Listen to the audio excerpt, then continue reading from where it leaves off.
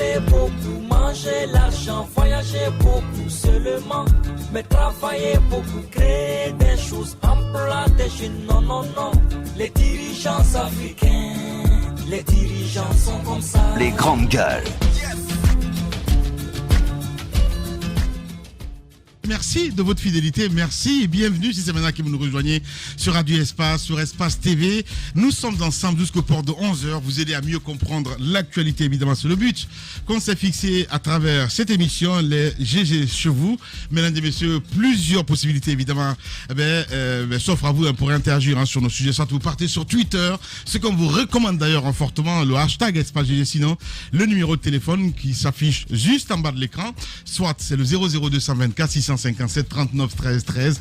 Avec plaisir, évidemment, nous allons relayer vos messages dans cette émission Les GG. Que dire de cette saison?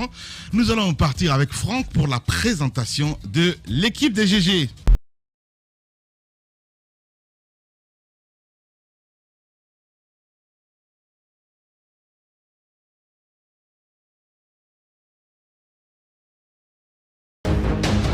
Le moteur a allumé. Merci encore une fois de nous rejoindre évidemment sur Radio Espace, mais aussi sur Espace TV.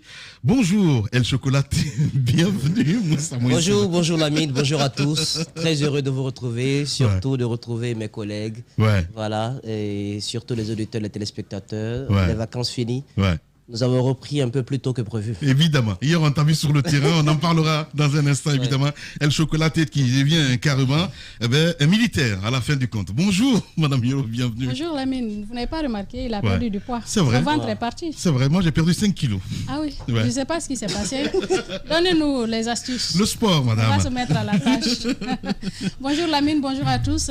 Très heureuse de vous retrouver, cette belle équipe qui m'a beaucoup manqué. Il faut le dire, 2 mois. Ouais. Mais surtout les auditeurs qui sont là, qui nous forgent, qui nous font qu'on est ce qu'on est réellement. Effectivement. L'intello, bonjour. Non mais il fallait quand même bien, et c'est beaucoup de plaisir. Bonjour Lamine. Bonjour. Bonjour à nos auditeurs, à nos téléspectateurs. Ça fait un grand honneur de pouvoir servir encore une fois. Tout le monde n'en a pas le privilège. Moi je l'ai.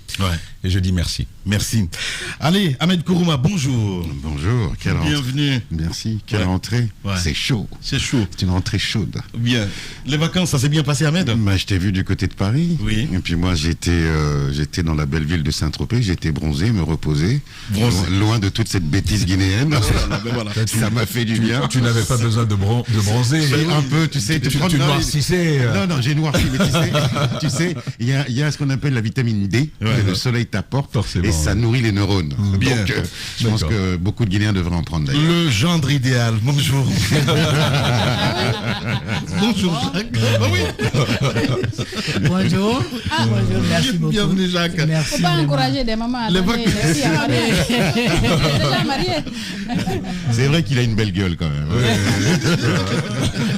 Bienvenue Jacques, les vacances, ça s'est bien passé? Oui, belles vacances. Les vacances avec un nouveau-né, une jolie demoiselle. Waouh. Félicitations. Je vais apprendre auprès de El Chocolaté les regards méchants pour les losers malfaisants. Bien.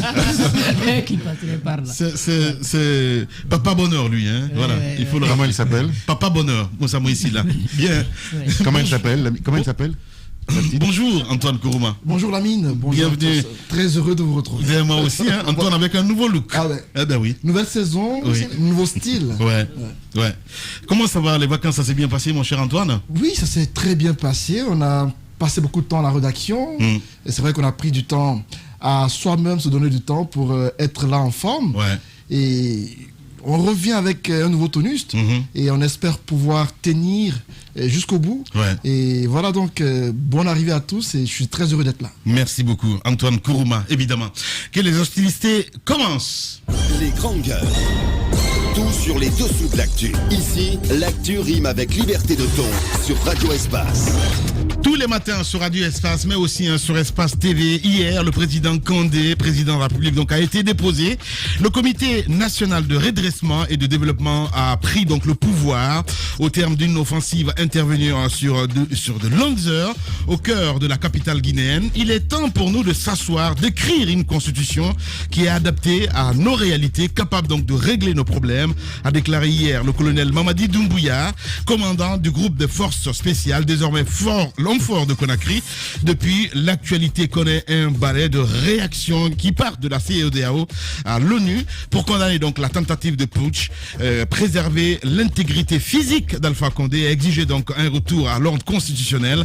De son côté, le CNRD veut rassurer tout en étant ferme avec les têtes dures du régime Condé. Il continue donc d'appeler à un ralliement donc de toutes les forces du pays. Question ce matin, quel est le film des événements? Quels facteurs ont-ils concouru donc à ce coup de force? Quelles seront donc les conséquences de l'intervention du CNRD?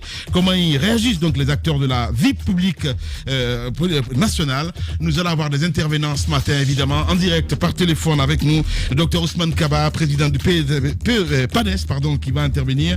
Sorel Keïta, coordinateur du Conseil national pour la transition en Guinée. Ibrahim Diallo, responsable donc des opérations du FNDC. Vous allez les entendre, et d'autres évidemment qui sont là en direct dans cette émission, les GG sur Radio Espace Guinée. Moussa Moïse, hier tu étais sur le terrain, évidemment, on a suivi minute par minute hier à 20h ce que tu as vécu là. Est-ce qu'on pouvait prédire ou est-ce qu'on pouvait prévoir ce qui s'est passé hier, Moussa Moïse là? Je pense que il faut être clair. Ouais. Il n'y avait plus d'État. Ouais. Voilà.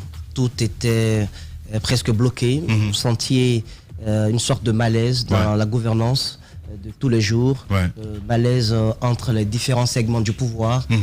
Vous aviez une présidence qui était devenue super puissante. Ouais. Le pouvoir a été complètement concentré entre les mains d'un seul homme, par le fait, bien entendu, de quelques courtisans autour qui ont manqué de tact, qui ont manqué de responsabilité, pour lui faire comprendre que certaines choses lui échappaient en concentrant tous les pouvoirs entre ses mains. La preuve, c'est ce qui s'est passé entre l'exécutif, entre la présidence de la République et la primature, avec certains pouvoirs de la primature qui ont été carrément transférés et tout. Donc, il y avait un problème, Lamine. Donc, je trouve que la question qu'on se posait, c'était quand est-ce que tout cela va se dérouler, quand est-ce que ça va arriver? Parce que quand nous étions du côté de la Turquie, j'en parlais avec mes amis, j'ai dit que dans l'objectif de vraiment avoir tout entre ses mains, le président a peut-être manqué de vigilance. Suite donc au décès de la fille du Premier ministre, le pays avait été à peu près abandonné. Je dis, en ce moment-là, il y avait un énorme risque parce que c'était dans l'air du temps. Là. Pour ceux qui échangent un tout petit peu avec les hommes des rangs, ceux qui sont un peu dans les secrets des services de renseignement, vous pouvez comprendre qu'il y avait un véritable mécontentement. Voilà. Donc, en ce moment-là, ça a été un premier risque que le régime a pris. Parce que Dr Diané, le PM et lui-même étaient tous absents. C'était un véritable risque. Je pense que ce qui est arrivé hier allait arriver. Maintenant, ce qu'on ne pouvait pas prévoir, c'était la date exacte. Voilà, donc c'est pourquoi hier, lorsque les événements se sont déroulés et que nous avons pu échanger avec le colonel Doumbouya, ce qui m'a d'ailleurs mis une certaine frayeur dans le cœur parce que j'ai pris peur parce qu'il faut être véridique. Je me suis dit, mais est-ce que vraiment ça vaut la peine d'aller vers eux maintenant là, alors que les choses ne sont pas encore clairement définies, d'aller vers eux, leur donner la parole, leur tendre le micro pour qu'ils puissent s'exprimer. Je pense qu'au finish, après moult réflexions, nous avons décidé de partir vers eux. Effectivement. Voilà, c'est ainsi que Amadou Sow, le technicien qui est là, Alseni Kamara, les autres cadreurs, Elhaj Aliouba, Mohamed Bangoura, Babila Keïta, nous avons donc fait mouvement après avoir échangé avec le colonel vers eux. Ils étaient d'abord à leur base du côté du groupement des forces spéciales, à côté donc du palais du peuple. Et quand on est arrivé aux alentours du camp Kamayen, nous avons été arrêtés par des éléments de ce camp parce qu'à 7 heures, ils s'étaient pas encore ralliés. Donc il y avait des coups de sommation, il y avait des coups de feu. Ils nous ont arrêtés, ils ont demandé notre identité et tout. Donc heureusement que certains parmi eux nous ont reconnus, donc ils nous ont laissé passer. Donc arrivé au point où nous devions appeler le colonel, arrivé sur place, nous avons tenté de le joindre. C'est ainsi qu'il nous a dit qu'il est du côté de la RTG. Donc il fallait encore refaire un mouvement vers la RTG. Il parle comme un militaire ce matin. Hein. Il fallait faire un mouvement. Tout à coup. Non, on va faire un mouvement. Bon, on a fait un mouvement. Oui, on a fait un mouvement. Oui, c'est vrai. On a donc, à vive allure, nous sommes revenus vers la RTG. Arrivé au rond-point de Bambeto. Et là, j'ai vu le cortège du colonel et ses hommes passer. Et c'est en ce moment que j'ai passé la voiture à Babila Keïta. J'ai demandé au cadreur de me suivre à moto. Nous avons couru. Il y a un motard qui a eu la gentillesse de nous prendre. Donc, il nous a pris. Je lui ai dit, mon frère, rattrape-moi le cortège. Parce qu'il fallait que le colonel puisse me voir. Parce que c'est là où je voulais avoir une interview à chaud, au fait. Donc, arrivé auprès du cortège. Justement, est-ce que c'était difficile, je veux dire, la connexion pour que vous puissiez vous parler? Parce que j'ai vu. Ce qui était saisissant, Lamine, c'est les grandes gueules. Le respect avec lequel le monsieur vous aborde. Effectivement. Il vous parle comme un humain. C'est-à-dire, vous ne sentez pas l'agressivité. Non, pas un militaire qui a besoin d'avoir une voix rauque pour prouver qu'il est un homme. Il vous parle avec un ton calme, avec un respect, mais déconcertant. Quand j'échangeais avec lui au téléphone, je me posais, je dis, mais est-ce que c'est vraiment ce colosse-là? Mais après, quand je suis arrivé, le motard a pu rattraper, parce que je ne savais pas dans quel véhicule ils étaient. Il y avait beaucoup de véhicules qui étaient donc dans le cortège. Arrivé devant, des éléments m'ont reconnu. Je leur ai demandé, j'ai dit, le colonel, il est dans quel véhicule? Ils m'ont indiqué le véhicule. Donc, le motard nous a amenés à côté. Dans le même véhicule, s'est trouvé Alpha Condé? Oui. Et lorsque j'ai plongé le regard, j'ai vu le président assis au milieu de deux hommes de forces spéciales, cloîtrés, l'air perdu, le visage complètement effaré. Et quand nos regards se sont croisés, je n'ai pas pu donc échanger avec le colonel. Moi, j'ai décidé... Vous l'avez parlé ou pas du tout, Alpha? Non, je pouvais pas. En fait, j'ai été, à l'instant, lorsque nos regards sont croisés, j'ai été pris d'un sentiment de pitié. De pitié. J'ai pas compris au fait que d'un sommet assez élevé, on se retrouve à ce point dans cette posture au fait, qu'il ait fait tout ce tour avec eux, du palais Sécotoria, de leur camp jusqu'à la RTG, et de la RTG et avec quoi derrière le peuple, parce que quoi que l'on dit, c'est le peuple qui est sorti pour les acclamer, pour acclamer le colonel Doumbouya et ses hommes.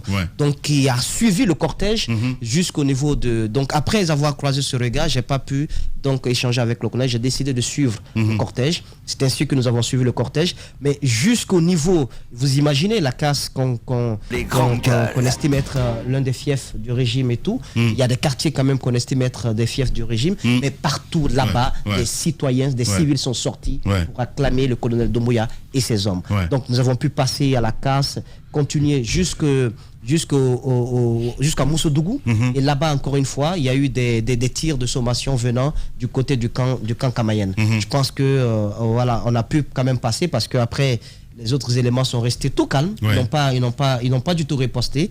Et arrivé au niveau du camp, arrivé au niveau du pont 8 novembre, j'ai eu un peu peur. J'ai pensé qu'il y aurait une certaine résistance à pénétrer, mais je me suis rendu compte que le centre-ville était complètement pris par les éléments des forces spéciales. Donc on a pu passer jusqu'au palais, aux alentours du rond-point de l'hôtel Mariador, Rivera plutôt, le corps d'un béret rouge gisait là dans une mare de sang. Il a été couvert par des civils qui étaient là. Et sur place, il y a eu une panique parce que des coups de feu ont été tirés. Je ne sais pas ça venait d'où exactement. Peut-être que c'était une stratégie, mais on a perdu de vue le véhicule dans lequel le président se trouvait. Moi, j'ai perdu de vue ce véhicule parce que c'était la panique totale. Je ne sais pas dans quelle direction le véhicule est parti. Donc, j'ai demandé à mon équipe de suivre donc, le cortège du colonel, ce qui a été fait. Ils nous ont permis d'entrer dans le camp de groupement des forces spéciales et il nous a reçus avec tout le respect qu'il faut, comme des journalistes. On a vu les images, évidemment. Donc, accordé quelques mots. Mon cher Moussa Moïse Fila. Madame Hiro, entre 5 h du matin, parce que je reviens un petit peu sur le film de l'événement, c'est vers 6 h que j'ai été alerté un petit peu comme quoi il y avait des coups de feu, et puis derrière, je ne comprenais pas en fait, parce que des situations comme ça, les gens se posent des questions, et souvent c'est des démentis, donc on ne comprend pas exactement ce qui se passe. J'ai eu après un ministre au téléphone qui me dit mais non, c'est des menteurs, enfin bref, je ne comprenais pas, jusqu'à ce que j'ai les photos à 10 h. J'ai appelé Moussa Moïse, je dis oula, cette affaire là ça devient très sérieux, et il va falloir s'expliquer. Et puis colonel Doumbouya, je l'ai eu au téléphone évidemment, et à un moment donné qui me dit je suis avec le vieux, je vais te le passer. Je dis mais non, oula, voilà. Après, c'est dans ce sens évidemment que j'ai mis Moussa évidemment pour qu'on puisse comprendre, parce que c'est très important. Oui, est-ce qu'on pouvait prédire ça? Il y a cette frayeur. Lamine, Moïse l'a rappelé. Est-ce qu'on pouvait prédire ça? Est-ce qu'il fallait? Moi, à un moment donné, j'ai eu la même réflexion que Moïse quand à un moment donné le président était en vacances, le PM n'était pas là. Je me suis dit, il y avait une sorte de vide. Bien sûr, l'État, c'est la continuité, même si le président en personne n'est pas là. Mais quand il y a un vide comme ça, il y a des risques, il y a des choses qui peuvent se produire. Alors moi, j'ai pris la chose au sérieux quand une amie ressortissante française m'a appelé pour me dire de faire attention, qu'elle a reçu des messages disant que c'est chaud de l'autre côté. C'est à ce moment que j'ai essayé d'appeler Moïse, ça ne passait pas. Je suis entrée en contact avec Tamba. Je me suis dit que c'est sérieux. Alors, on a suivi le fil des événements, comme vous l'avez dit, avec les différentes vidéos qu'on a eues, les appels qu'on a eu à faire pour savoir ce qu'il en était réellement. Mais est-ce qu'il fallait s'attendre à ça? Oui, la situation était suffisamment tendue. La population était dans une telle précarité. C'est vrai que le peuple, lui, s'était résigné. Résigné, mais on se demandait par quelle porte sortir. Et finalement, c'est ce qui est arrivé, et on a eu les échos de ce qui s'est passé réellement, notamment le déplacement de la délocalisation du siège des forces spéciales pour l'intérieur du pays. Est-ce qu'il y avait déjà cette crainte en amont? Parce que je pense que le président, au départ, quand il a pris le pouvoir, vous vous rappelez, il a dit à tous les militaires de rentrer dans les casernes. Il y a eu une sorte de désarmement au départ. Et il a mis cette unité en place, une unité à laquelle il a donné tout le pouvoir, toutes les forces, toutes les armes, tout ce qu'il faut en quelque sorte. Peut-être que c'était une façon de se protéger, mais le plus souvent, comme on le dit, on ne sait jamais quelle issue peuvent prendre les choses. On peut sans savoir. Mais à la fin, cette volonté de délocaliser, par exemple, les forces spéciales, de les éloigner de Conakry, est-ce que cette unité n'a pas vu une façon d'être utilisée et rejetée par la suite? Effectivement. Et c'est justement ce qui s'est retourné contre le président, parce que nous avons appris au départ, est-ce que ça s'avère vrai? On a voulu mettre main sur le colonel Doumbouya. J'ai entendu cette information. Voilà, ce qui n'a pas... c'est vrai. C'est qui a revolté son unité, ces jeunes. Et vous savez que en lisant, hier, nous avons essayé de faire le portrait de l'homme, mais aussi de ces hommes qui sont recrutés. Ce pas des hommes ramassés un peu partout. Alors là, pas du tout, c'est des intellectuels, des gens qui sont formés, psychologiquement préparés, qui s'adaptent à toute situation, qui étudient, qui réfléchissent, qui savent garder leur sang-froid. Vous ne pouvez pas, par exemple, recruter de ces hommes, les armer, les mettre dans toutes les dispositions qu'il faut. Après, parce qu'ils n'avaient même plus le budget, les forces spéciales. Justement, après vouloir les mettre à l'écart. C'est ce qui s'est passé. Et c'est dommage, Lamine, parce que on a prévenu, on a fait tout ce qu'on pouvait pour ne pas que... Moi, ce qui me fait mal dans le cœur, Lamine, c'est de voir cette image du président. C'est pas une belle image. C'est une honte. L'homme aurait pu être un grand homme, sortir par... On voulait lui éviter ce qui est arrivé. Évidemment. C'est pas joli à voir. Alpha Condé aurait pu rentrer dans l'histoire en s'arrêtant au deuxième mandat. Mais à l'époque, quand on parlait, les gens disaient... On voyait, par exemple, soit un militant, soit quelqu'un qui n'aimait pas le pouvoir. Mais en fait, c'était de donner une belle image à la Guinée aussi. Parce que cette image, c'est pas que le président. C'est la Guinée, c'est l'Afrique. Ces images de l'Afrique qu'on montre des présidents arrêtés dans une situation de faiblesse. Partir du sommet pour la boue. C'est pas reluisant, c'est pas beau. Ouais. Il faudrait qu'on puisse tirer des leçons, qu'on puisse savoir que le pouvoir, on peut le garder dans le respect, en sachant respecter son peuple. Ouais. Parce que le peuple là, il n'était pas respecté ces derniers temps. Du tout. Les gens ont été tués pour Il insultait les changer Guinéens, la constitution. les gens ont été tués pour avoir le troisième mandat. Ouais. Je pense que c'était pas bon. À un moment donné, comme on le dit, le pouvoir, il vous rend sourd et aveugle. On l'a dit. Et finalement, vous pensez que vous êtes... dans cette émission. Franchement, je pense qu'on a voulu éviter cela au président, mais malheureusement, il ne nous a pas compris et c'est vraiment dommage. Voilà. Alors, très dommage. Je vais juste préciser rapidement que ça, on l'a déjà dit dans les grandes gueules. Ce troisième mandat, c'était le mandat de trop. Ouais. Ce n'est pas parce qu'il y a eu ce coup de force qu'on le dit. Les grandes gueules. C'est la position de la plupart d'entre nous, sinon que de toute l'équipe, depuis que cette histoire a commencé. Il a été investi le 15 décembre, donc il a fait moins d'un an avec ce nouveau mandat. C'était le mandat de trop. Je pense que ce qui est arrivé, ça allait arriver, mais c'est la période qu'on ne pouvait pas définir. Lamine, lorsque nous avons quitté, par exemple, lorsque je suis arrivé au camp des forces spéciales, j'ai échangé avec quelques éléments. Il y a quelque chose qui m'a tout de suite saisi. C'est la diversité ethnique que j'ai remarqué là. C'est-à-dire que vous vous rendiez compte que c'était vraiment pas un problème lié à une communauté ou à quoi que ce soit. C'était vraiment des jeunes Guinéens venus de toutes les contrées du pays et qui étaient mus par un seul objectif, celui donc d'agir pour le bien de la Guinée, en tout cas selon les propos qu'ils ont pu tenir. Donc ça parle des grandes gueules. Donc ça c'est le premier, c'est la première chose qui m'a vraiment saisi. Ensuite, tu sentais que c'était vraiment des jeunes intellectuels qui s'exprimaient bien en français et quelle que soit la tenue qu'ils portaient, vous pensiez tout de suite de façon ordinaire que vous aviez affaire, comme on le dit, la Koudou qui peut pas placer un mot en français et tout, mais ils s'exprimaient bien en français et il vous reconnaissait parce qu'il suivait nos émissions ici.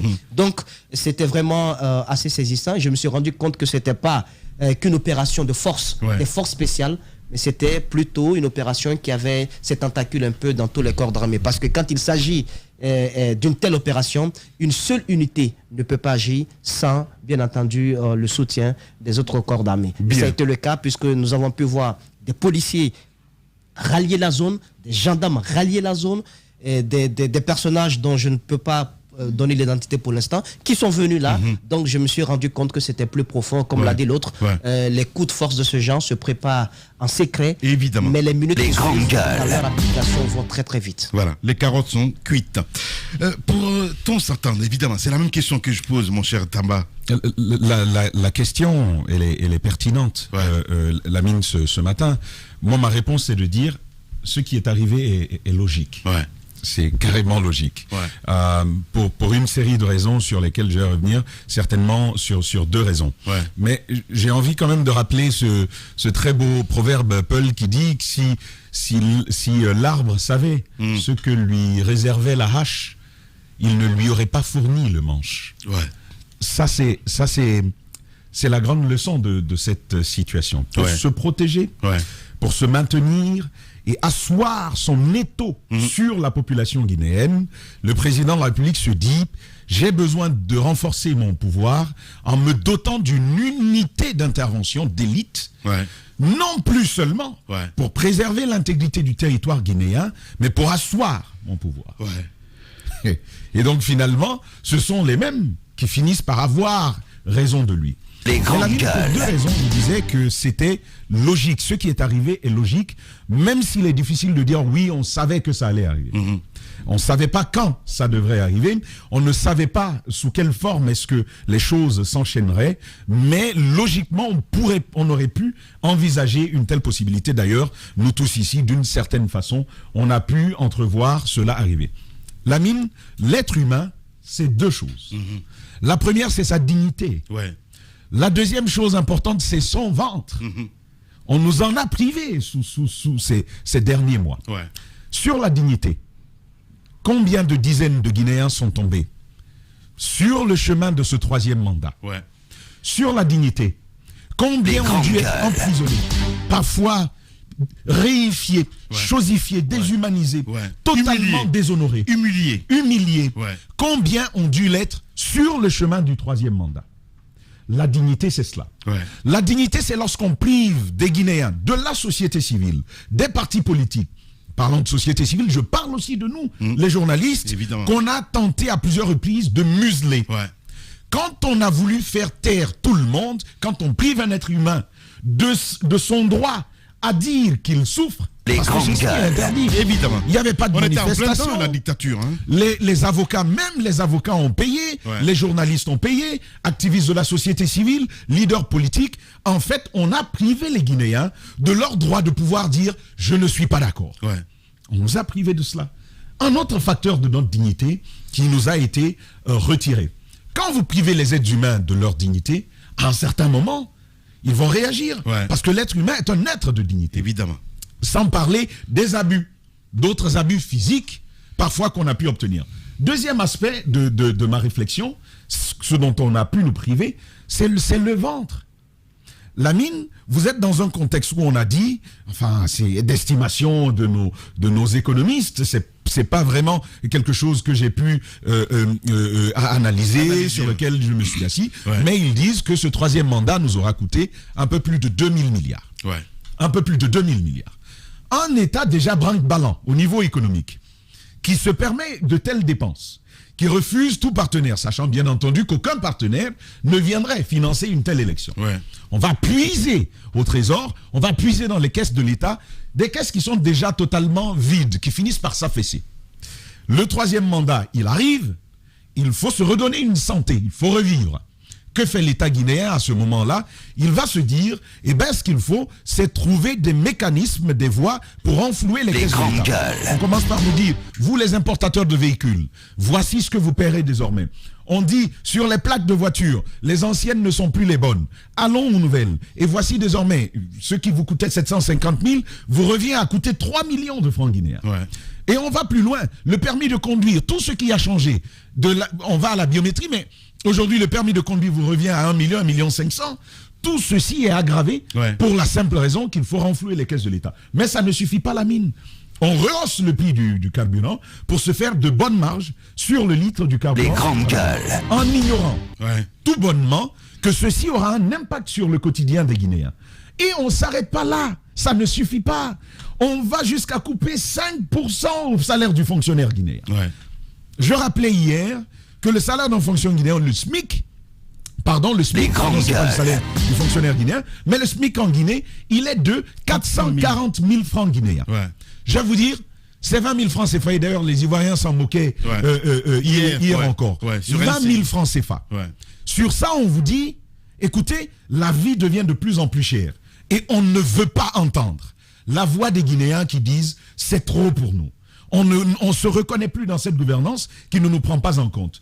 Et là, c'est le 3e facteur qui fait finalement qu'il fallait s'attendre à une telle issue, c'est de dire, là où on est arrivé, on ne veut plus écouter personne, on fait dans de l'arrogance dans la gouvernance. Il fallait une dose d'humilité. Les grandes gueules. Pour entendre le Guinéen qui pleure. Une dose d'humilité. Pour entendre la dignité qui était bafouée et écrasée. Il n'y en avait plus, on n'écoutait plus. Et tous ceux qui tentaient ont dit, c'est loup, ferme, toi on t'enferme ici. Prison à ciel ouvert. Il ne sort pas du territoire. En même temps, il magnifiait ça d'ailleurs. Celui qui déconne en avoir. On t'envoie, celui qui sort en coupe. Il a dit toutes sortes de choses ici. Le Guinéen, c'est de la tortue, il faut mettre du feu. On a essuyé tout ça. Quand tu arrives à ce moment-là, et qu'on ne veut plus entendre les gens, à un certain moment, il faut se dire, ça peut péter à n'importe quel moment. Et malheureusement, c'est ce qui est arrivé. Voilà. Allez-y, mon cher Ahmed Kourouma. Oui, je suis un peu abasourdi ce matin. Et puis je me disais, pendant que Tamba parlait, je me faisais une réflexion. Je me disais que si la bêtise devait parler ou s'exprimer, elle dirait ceci. Veni, vidi, vici. Ça veut dire, je suis venu, j'ai vu et j'ai vaincu. La connerie a vaincu. La connerie a vaincu le pouvoir. Et la connerie a vaincu l'entourage du président Alpha Condé, qui l'a amené là, aujourd'hui, à cette situation, qui est, Djadja le rappelait tout à l'heure, c'était quelle image humiliante pour lui. J'avais mal au cœur quand j'ai vu ces images, j'ai eu les larmes aux yeux de voir quelqu'un, effectivement, qui qui avait suscité tellement d'espoir envers les Guinéens. Moi, je me souviens de son discours à l'investiture, la Guinée is back. Je me souviens du nom Mandela qu'il avait prononcé. C'était tellement d'espoir. Et le voir... il s'est isolé, et on l'a isolé. Il s'est isolé. Après, on en tirera les conclusions avec le temps. Là, on est dans l'émotion. Mais ce que je veux dire, surtout, c'est que ce qui m'inquiète aujourd'hui, une page est visiblement en train de se tourner. Mais ce qui m'inquiète surtout, c'est l'avenir de ce pays. Parce que comme je l'ai dit tout à l'heure, des militaires qui sont arrivés au pouvoir avec des discours extraordinaires, qui nous ont tous enflammés. On a tous une fibre patriotique en nous. On aime notre pays. Donc lorsque tu viens faire appel à notre corde sensible, qui est le patriotisme, le discours d'hier de Doumbouya était magnifique. Mais, comme toujours... entre le discours et la réalité, qu'est-ce qui va se passer? Bien. Je finis juste la minute là-dessus, s'il te plaît. Oui. On l'a vu dans notre pays, les démagogues, tous ceux qui savent retourner leur veste, vont commencer à les gratter à la porte de Sékou Toureya. C'est à ces jeunes militaires, comme on l'a dit, talentueux, éduqués, universitaires pour la plupart, de ne serait-ce qu'entrouvrir la porte. Bien. Je dis bien, ne serait-ce qu'entrouvrir la porte. Il faut balayer toute une classe politique qui nous a amenés là où nous sommes aujourd'hui et à l'humiliation suprême du président de la République. Voilà. Alpha Condé. Renverser la table. Mon cher Jacques, vous avez vécu minute par minute cette actualité hier, évidemment.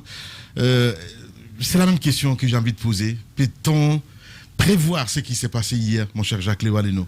Il y a Tamba qui disait tout à l'heure que c'est logique. J'ajoute que c'était juste. Ce qui est arrivé est juste. C'est une justice qui a été établie. Je vous explique quelque chose tout simplement sur la Constitution qui a coûté des vies aux Guinéens. D'abord, la démarche n'a pas été consensuelle. Il l'a imposée. On y est allé. On a quand même adopté une Constitution. Le président de la République s'est permis... de laisser cette constitution qui a été adoptée dans le sang pour réécrire une autre. Et c'est avec celle-là qu'il était en train de gouverner. Il était des grandes gueules. C'était un monarque. Et donc, ça a été tout simplement le rétablissement d'une justice. Et je voudrais dire ce matin que peut-être le RPG je parle du RPG originel, et je le respecte. Je respecte ces militants qui se sont battus. Je pense qu'il était coupé de son parti. Oui, il était coupé. Il était complètement coupé de son parti. Parce que quand tu prends un peu les ténors, je me souviens de ce monsieur les vrais militants de Sigiri. Le monsieur Savané de Sigiri, qui a quitté. Il y avait tellement de personnes. Je pense ce matin à Saloum Cissé, qui a osé dire nous irons aux élections présidentielles en 2020, mais peut-être pas avec Alpha Condé candidat. Il n'est plus rien dans ce parti politique. Tous les vrais RPGistes ont été éloignés. Évidemment. À ces gens-là, j'ai du respect pour eux. Et ces jeunes qui se sont battus par moment pour obtenir un congrès, pour qu'au moins on retravaille sur les structures du parti, afin d'obtenir un leader qui allait pouvoir conduire le parti et compétir à toutes les élections dans ce pays. Tous ces jeunes, avec la peur dans le ventre, étaient obligés de se taire devant le travail de la bande d'opportunistes qui sont arrivés, parce que vous voyez, le mot troisième mandat est arrivé, est sorti de la bouche de ces opportunistes qui sont arrivés et qui ont fabriqué ce fameux RPG arc-en-ciel. S'il est fort, nous saurons qu'il est fort de quelque chose après ce qui vient d'arriver. Parce que je sais que tout le monde est terré désormais. Il n'y a personne qui ose lever la voix pour dire nous soutenons Alpha Condé depuis hier. Ils sont au silence. Pourtant, ils peuvent le faire pour montrer qu'ils l'aimaient tant, qu'ils n'étaient pas en train de profiter, n'est-ce pas, des Guinéens. Ils ont fini par rendre la vie chère à tout le monde. Ils ont fini par prendre la décision d'instrumentaliser la justice en orientant des enquêtes judiciaires vers l'opposition, en mettant tout le monde au pas, en réduisant au silence le syndicat, tentant de réduire au silence les journalistes. Heureusement, nous n'avons pas accepté, nous avons continué à dénoncer ce qui était en train de se passer. J'ai me dit ce matin que la justice a été établie et maintenant il faut veiller au grain pour que ce qui a commencé puisse aller sur de bons chemins. Parce qu'encore une fois, un mot quand même est à dire, parce qu'on va dire, le colonel Doumbouya, il attendait le bon moment. Mais encore une fois, le troisième mandat est arrivé parce que toute l'armée l'a voulu. Parce que la population, la majorité était contre. C'est parce que l'armée a voulu que le troisième mandat est arrivé. Colonel Doumbouya fait partie de cette armée. Si il a pris la meilleure décision après pour corriger le tir, il va falloir qu'il corrige jusqu'au bout, qu'il nous permette d'obtenir, comme il l'a dit, une constitution consensuelle, parce que nous n'avions plus de constitution. Donc. Le texte qui était en place, c'était le texte de M. Alpha Condé et de ses opportunistes qui l'entouraient. Il n'y avait aucune constitution qui était en vigueur, celle de 2010 ayant été abrogée par lui-même. Donc il va falloir travailler sur une constitution consensuelle. À la communauté internationale qui s'exprime, et on n'en a rien à foutre. Je pense que c'est la Guinée qui nous regarde. Là-dessus, il y a eu un correctif parce que la première communication sur la première vidéo qu'on a vue, il a dit constitution dissoute. Et j'étais même interpellé par le terme qu'il a employé parce que souvent on suspend les constitutions, mais il a dit une constitution dissoute. Dans la dernière communication que j'ai suivie, et hier vous aussi, il a parlé de constitution suspendue. Qu'est-ce que ça veut dire au fond? Est-ce qu'on va aller sur la base de la dernière constitution? À mon avis, cette année, je veux bien savoir ce qu'il en sait. Il a été clair, il a dit qu'on va réécrire une nouvelle constitution avec toute... Oui, mais les mots sont importants aussi. Les mots sont importants, mais je pense qu'on dissout une Assemblée nationale, on ne dissout pas une... Justement, c'est ce qui m'a interpellé. Allez-y, Antoine. Je l'ai dit hier dans l'édition spéciale. Je reste sur cette position. Je refuse de tomber dans l'émotion. Ce matin, je reste encore prudent par rapport à cette situation qui se passe. Un coup d'État, je ne l'encourage pas. Je ne félicite pas les forces de l'ordre pour ce coup d'État, parce que pour moi, connaissant les conséquences parfois des coups d'État dans un pays, la Guinée retombe dans ses vieux travers. Ça fait le 3e, voire le 4e coup d'État auquel on assiste. À la seule différence avec 2010, qu'il y a un chef d'État qui était encore vivant, qui est Alpha Condé. Hier, on a vu ces images qui ont circulé d'Alpha Condé humilié. La Guinée qui a été humiliée. À mon avis, on aurait pu l'éviter. On aurait pu l'éviter en commençant par Alpha Condé, mais les militaires auraient pu l'éviter hier.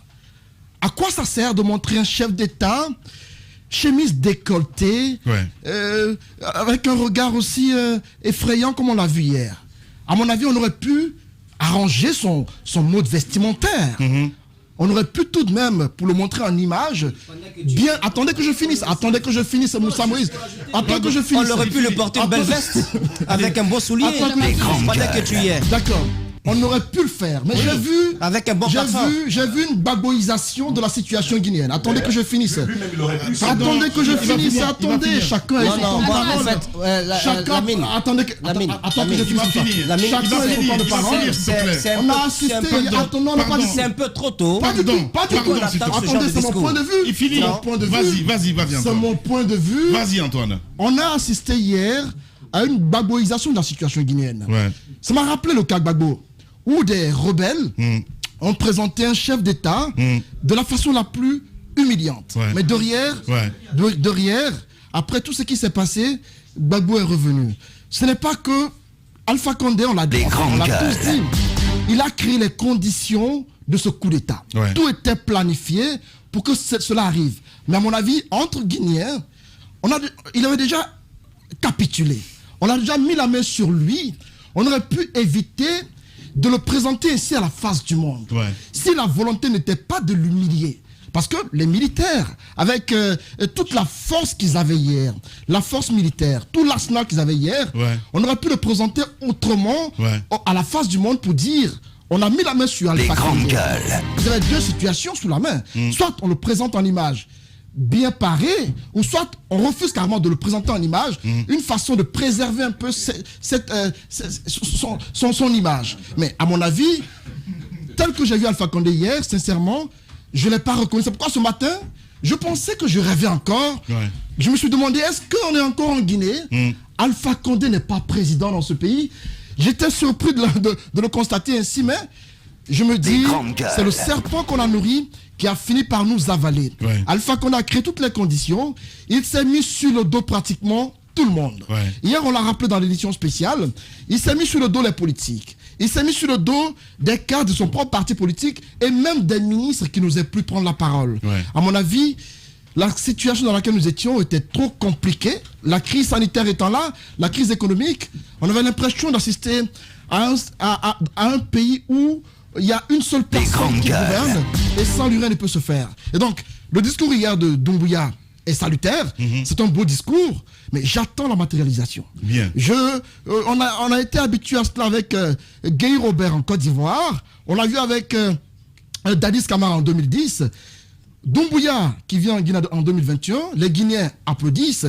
On attend de savoir ce qui va arriver pour la suite. Est-ce que tout ce qui a été dit va être appliqué? J'espère que très tôt, on va établir un calendrier qui va permettre de comprendre comment les choses vont se passer. Voilà. Il y aura des élections. J'apprends qu'il y a un autre communiqué du côté de la RTG, mais on verra bien ça. Ahmed Camara nous a rejoint. Ahmed, bonjour et bienvenue Ahmed. Bonjour Lamine, bonjour à tous, merci. Voilà mon cher Ahmed, vous avez vécu, j'ai regardé hier à la télé évidemment et à la radio également.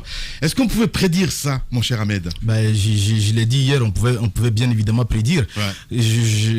Quand le président, si on peut le dire ainsi, menace un militaire, en termes militaires, qu'est-ce que ça veut dire? C'est une déclaration de guerre. Quand il y a une déclaration de guerre, le premier à tirer, c'est lui qui gagne. C'est pourquoi on dit parfois que les militaires et les policiers américains, ils tirent rapidement. Qu'est-ce qu'on les apprend? Quand vous êtes face à quelqu'un, s'il fait un geste brusque, soyez le premier à tirer parce que vous ne savez pas si lui, il va vous tirer. C'est un peu ce qu'on les apprend. Alors, donc, on était un peu face à ce genre de situation. Doumbouya, on le soupçonne de préparer un coup d'État depuis combien de temps? On parle de son arrestation, ceci, cela. Dans un régime africain, vous allez partir. Tôt ou tard, si vous ne faites pas attention, on va vous cueillir. Alors donc, il a plutôt pris le devant. C'est comme ça que moi je le dis. Alors le président aurait dû faire attention. Quand on dit que quand on nourrit son serpent et son serpent se bouffe, laissez tomber ça. On est dans une république. Non. On est dans une république. Les forces spéciales existent partout. Et s'il y a il y a des élections, le nouveau président qui doit venir ne doit pas supprimer les forces spéciales. Il en faut. Il faut des forces spéciales dans le pays. Aujourd'hui, il y a des nébuleuses un peu partout, des questions de terrorisme. Vous pensez qu'on va rester comme ça, les bras croisés, de peur par rapport à un coup d'État? Attendez que je signale ceci aussi, Antoine. On était dans une guerre, on peut le dire hier, avec des coups de feu. Vous me parlez d'habiller. Parlez d'autres choses. Les Guinéens ont envie d'entendre autre chose que d'entendre que Alpha Condé était habillé, ceci ou cela. Je ne vais pas applaudir pour ce qui s'est passé, mais non plus je ne vais pas cracher sur ceux qui ont fait cela. Parce que c'est aussi une libération pour certains Guinéens. Aujourd'hui, certains sont dehors. Ils étaient en prison de façon arbitraire. Même si tous ceux qui étaient là-bas n'étaient pas là-bas aussi de façon arbitraire. Et aussi, il faut signaler que Moussa aussi a signalé quelque chose. Je veux qu'on arrête. Donnons un élan à ce pays. Il a fait un bon boulot hier, mais quand il dit oui, on a vu des militaires où il y avait un peu de tout là-dedans, c'est comme s'il y avait des sous-sous, on s'en fout. Il y avait des militaires, c'est tout. Ce sont des Guinéens. C'est un constat, non, ce genre de constat. J'ai dit qu'il y avait, il y avait toute la Guinée. Non, ce genre de constat, il faut arrêter. C'est important. Donc vous êtes des, vous êtes des journalistes. C'est important. Ce genre de constat, c'est important. Ce genre de constat, je pense qu'il faut arrêter. Dire que ce sont des troupes d'élite, on se limite à ça. Mais des troupes d'élite, on commence à chercher à savoir qui était dedans, qui était... Oui, mais c'est important que je demande cela.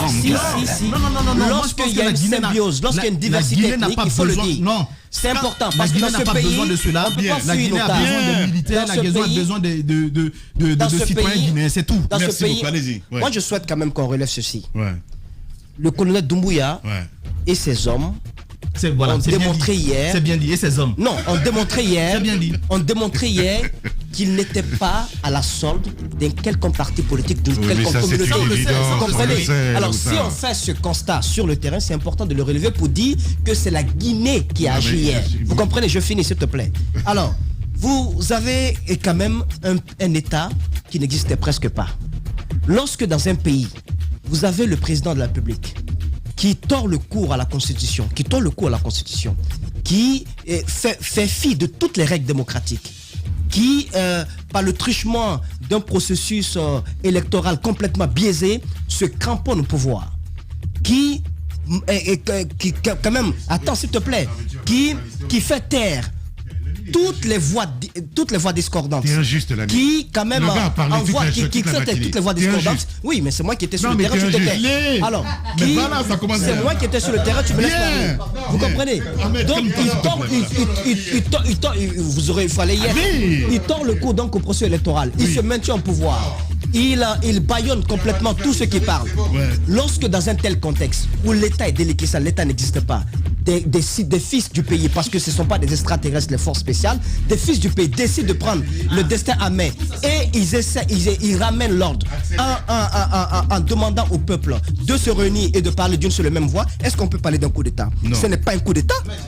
Ce n'est pas un coup d'État. Ce n'est pas un coup d'État, à mon avis. Ce n'est pas un coup d'État. Je pense qu'en parlant de dignité et autres, j'aimerais inviter Antoine Kourouma à se rappeler de la dignité, à se rappeler la mine de la dignité des filles et fils de ce pays qui sont couchés 6 pieds sous terre. Eux, ils n'ont pas de dignité. Je veux que tu te rappelles de ceux qui ont été tués, de ceux qui ont été tués parce que tout simplement, ils devaient sortir pour revendiquer. Je pense quand même qu'il faut qu'on arrête. Un chef de l'État est au service du peuple et non le contraire. Bien, allez, on va revenir à 10h. Le moteur est bien allumé. Et cette fois-ci, c'est essence. Au GG de Radio Espace, vous laissez pas distraire. Le meilleur instrument pour mesurer la compétence, c'est le nombre d'attaques des incompétents. Les GG, sur les ondes depuis plus de 8 ans. Merci de votre confiance.